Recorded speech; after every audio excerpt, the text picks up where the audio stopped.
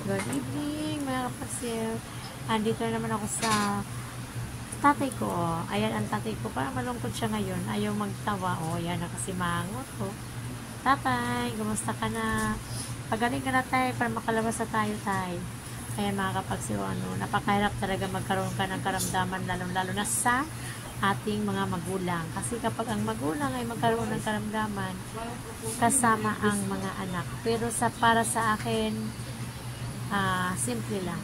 Simple lang. Huwag mo lang isipin kung ano ang mga buhay natin ngayon na nakaranas ng hirap, lalo na sa pinansyal.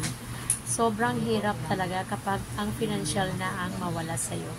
Kaya, mga kapagsiyo, good evening. Ito ngayong gabing ito ay karating ko lang galing ng bahay. Dahil nag-asikaso din ako doon sa aking kapatid na PWD at naglilinis, naglalaba ako doon.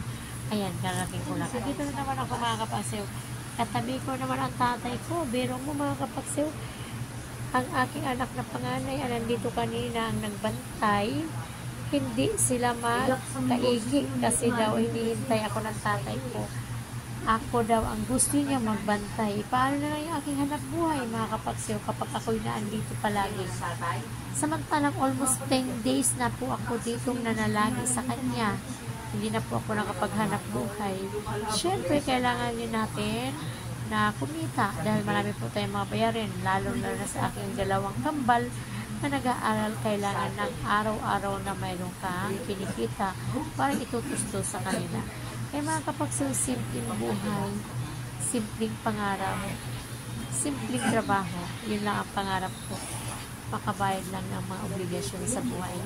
Kaya thank you very much for watching. Bye-bye and good evening.